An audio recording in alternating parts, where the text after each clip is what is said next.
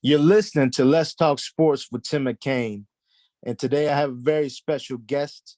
He's got an upcoming fight December 18th for the USBF belt in South Carolina. I am talking to Veet Y, King Cobra, a 5-0 professional boxer who has been killing the game recently. He actually had a recent first round KO over a brother named Javon O'Neal on Saturday Night Fights. Veet, go over just your mindset going into your previous fight, because you put it out on Instagram, so everyone was able to see your dominance. But the way that you went into that ring, it's almost like as a viewer, you could sense the power that was that you were punishing this guy. The power that you possessed, it really did damage.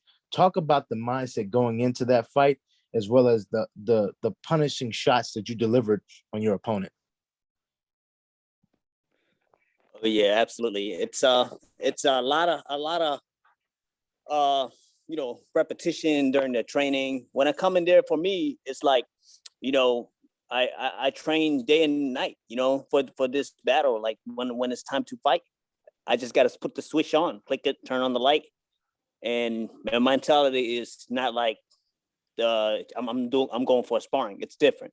My mentality is switching from going to sparring. I'm going to war. You see what I'm saying? So when I come in there, I'm not worried about my opponent. I'm not worried about whatever plan he got. He got his own plan. That's not my job. I'm not focusing what kind of plan he come in. I focus on what I'm gonna do and get my body all, invigorated, all energized. I meditate a lot. Believe it or not, while I'm in the locker room, a lot of people do their shadow boxing and all this stuff. For me, I do that later on. But to begin with, for me, is visualization, and then just get my mind frame right, get my mindset right. I'm not overthinking things. I'm not overwhelming myself. You know what I mean? I'm thinking about winning attitude versus the attitude that is likely it's gonna get you a bad start. I'm trying to get away from that type of issue. I've been there before, so I know what it's like. When did you overcome that mentality of overthinking, and then you transition to become the fighter that you are now, not only as a physical fighter but as a mental fighter? Oh yeah, after you get so many sparring session in, and throughout my amateur, because let's be real, in my first amateur fight, I thought I was doing good, but my arsenal wasn't there. I had to learn a lot. I grow from there. I didn't win my first amateurs. The second fight I didn't win, but it was towards later on, maybe like my fourth, fifth, sixth fight, I would start getting some wins, getting some losses, and then I just keep growing. Like instead of taking it like, all right, I'm getting torn apart or heartbroken, I look at pain as fuel. I just transition and take every bit of critique I get from my coaches, my teams, even my opponent. They give me some information, and I'm like, okay, yeah, I'm gonna take a note of this and try to make some adjustment accordingly. Like the point of this art of boxing is not necessarily you're gonna be perfect at something. It's more of like you just get better at it and develop it and refine it. There's no such thing as perfection. And to me, it's like I changed the mindset. In the beginning, I try to be so stuck with perfection, it becomes stressful, man. You know what I mean? Like you don't want to be stuck in that kind of mindset. You want to just be like, all right, I'm not great at this right now. Let me start working more on it, and then move on to the next thing. Start working on it. Maybe I gotta hop back to it. Things like that. Kind of like break it by fundamentals. Interesting. There was something interesting there that you said that I have to ask you again. You said your opponent critiques your game as well. How does your opponent critique your game? Yeah, like so say for example, let's say the fight is over, they probably gonna come to you and they talk to you. They might just say something here and there. Or maybe one of your sparring guys, like let's say he's not necessarily the guy you fight in the pro league. He might be some guy that is a pro himself. Like some of the pro guys I fought, You know, they're not really my close friends, but they're cool enough to be like, hey man, give you some pointers. You know, I see this, I see that. I see that you dropping this or you dropping your hands, right? They're gonna pick on you about that. Things like that, you know. But it's good to hear that from an opponent that is seeing it from his perspective versus, you know, you just seeing your own lens or your own teammates seeing it. Because sometimes we tend to be biased about ourselves. When we have somebody who is like an opponent or somebody was like the opposing side, they try to be more critical and at the same time show you what they really see. You know what I mean? Like they're not what is it called? Sugarcoating nothing. You see what I'm saying? That's interesting. So in terms of you know, that bias, how do you overcome that bias as a fighter, as a man, when you have coaches or even coaches, teammates, or even opponents that say, oh, I see something in your game that you could add to your arsenal. Talk about that. How do you get over that?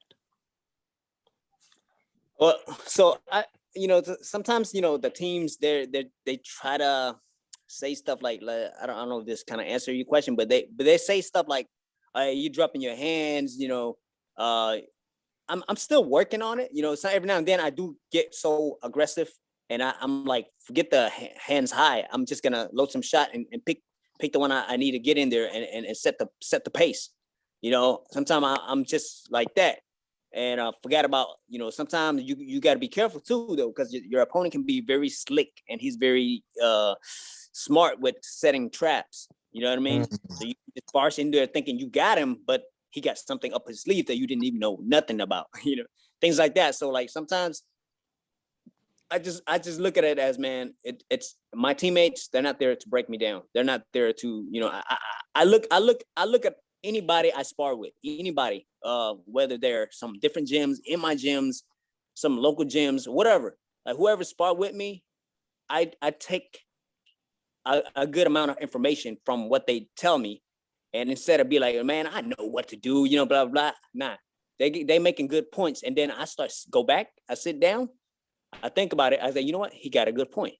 I do kind of tend to do this. You know, I sometimes I watch my own videos, right? Oh, I do have this tendency. So for me, my mindset is always about making progress, making adjustment, and trying to refine the arsenals that I already have, make it better. You know.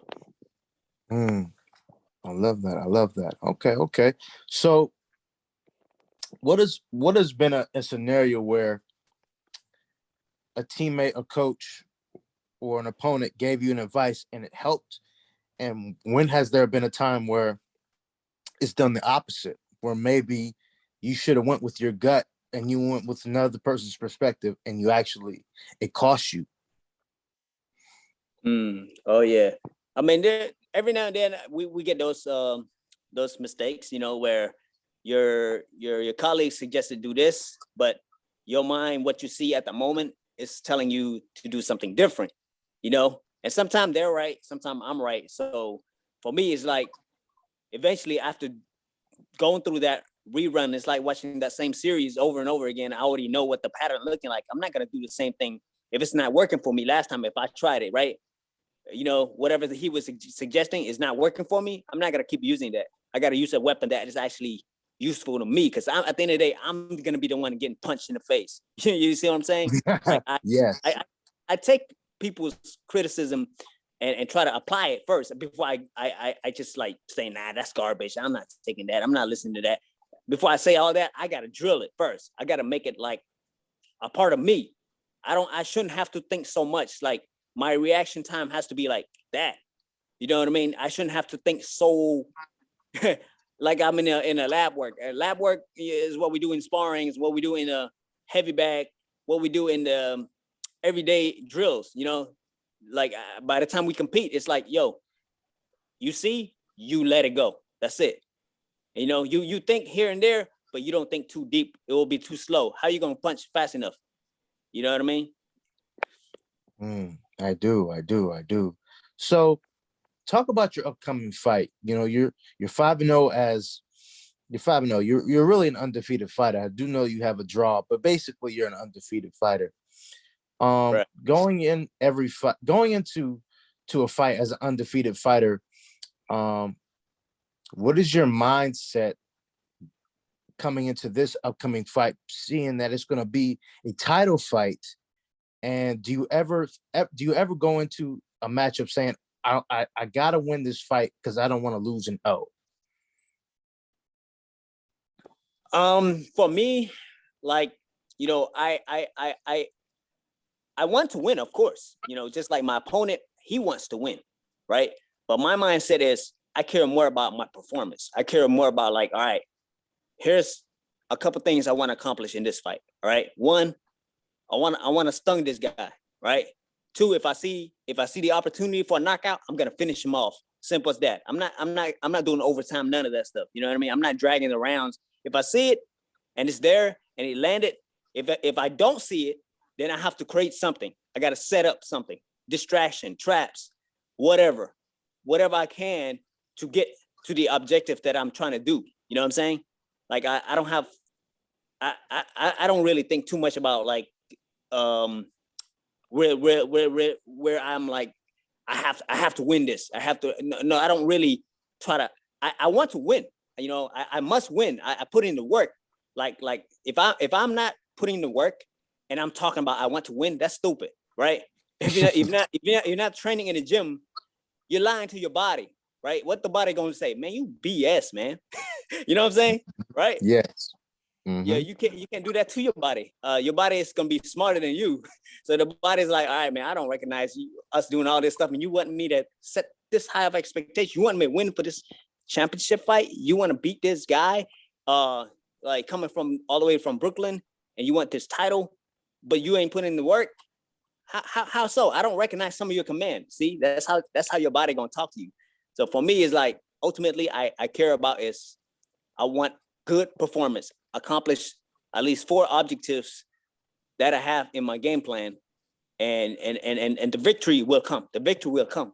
You know, you just got to trust in it, do it, and then it will come. Yes, sir. Last question. Speak on the process of training for this upcoming fight. What are some of the differences that you've done differently in terms of preparation, in terms of uh, mentors or coaches, going in and working with you in the gym? With this being a title fight, has there been any changes in your style, in your game plan for this person who's coming all the way from Brooklyn? Oh yeah, definitely. We noticed a little bit about how he fight. You know, his style. What we see some weaknesses that he has. We feel like we can take advantage of that. And for me, um, I look for weaknesses. You know, I don't just throw punches and just be aggressive with it. You know, I mean, if I see it, I will go ahead and do it. If I don't see it, I have to create something. You know, so we did analyze how the guy is fighting, and what kind of, whether he's like a knockout type artist, whether he's like more of a was like a counter punching type of guy, right? Counter punches tend to be not as aggressive. They kind of wait and sit a little bit. They probably do a lot of jabs, and they do a lot of control with the ring, right? When I say control the ring, I mean like ring movement, ring IQ. You know, moving around. Those guys have a little bit different skills, and sometimes you have to really work your way in to get to them. Otherwise, you might be just in there. You know what I'm saying? That's one thing. Like Floyd Mayweather, he used a lot of ring IQ and moving around, and then counterpunch. He set it up, counterpunch, move. He never give his opponent the ability to just like stay in the middle and duck it out, duke it out. You know what I mean? Yes, absolutely, absolutely. That's amazing. That's amazing. So, upcoming fight. Um, what are your expectations for the fight, and where can the people follow you on social media? Oh yeah, yeah. I mean, as far as like the fight, I'm just trying to get that title, USBF, and once I accomplish that, I feel like I can move to the next step of the game. That is, to see whatever is for 2022. I might be fighting like out of state or some, other than South Carolina.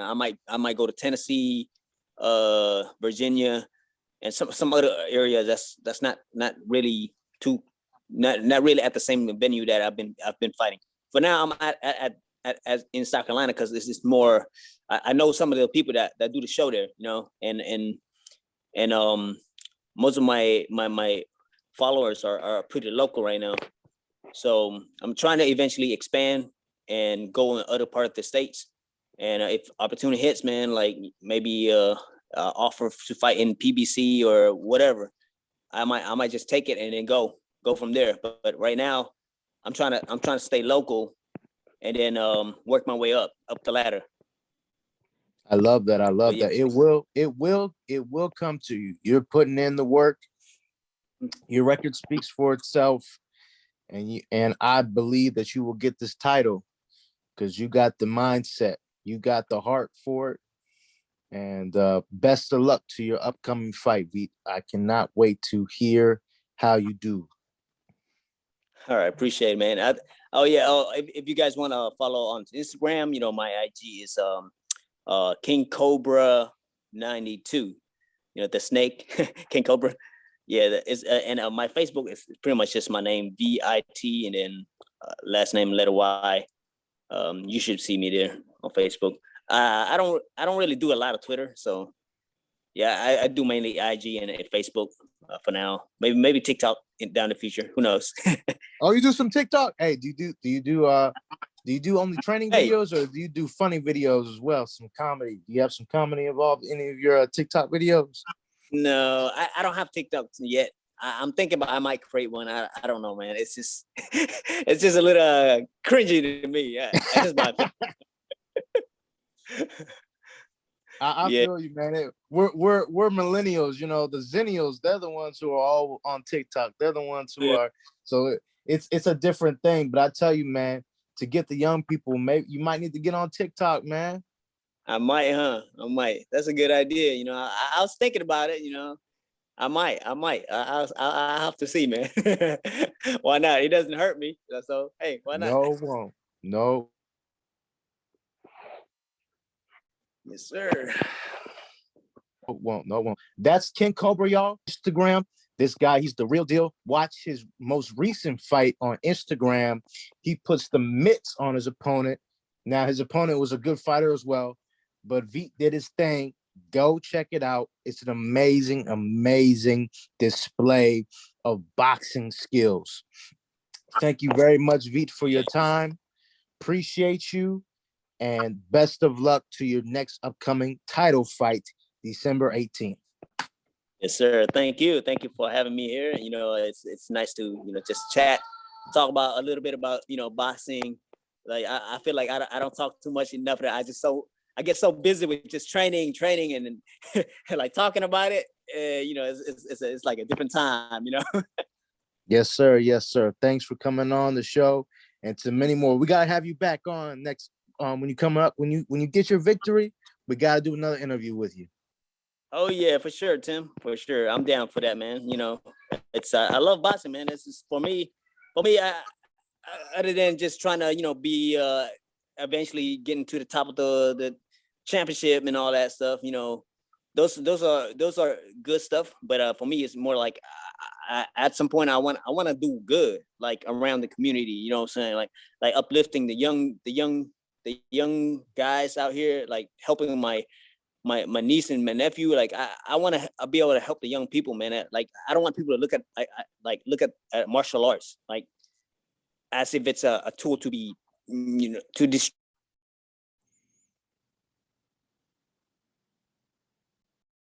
Yes, sir. Yes, sir. But that's all for Veet. If I want to compete, I want to look like a sharp athlete. I want to be competitive. Yes, sir. Yes, sir. That's good. That's good. That's good. And just so like to endorse that kind of mindset. You know what I'm saying? Like you get too comfortable. Like life, let's be real, life is gonna whoop your tail. So if you got a soft mindset, it ain't gonna do you good. down the road. And when you grow up, you ain't gonna do you good either. You see what I'm saying? Like for me, that's why I love boxing, man. I love it. I love it. I love it. Thank you.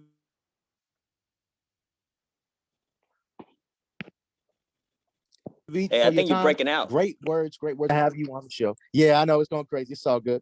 Appreciate you, Veet. Till next time, brother.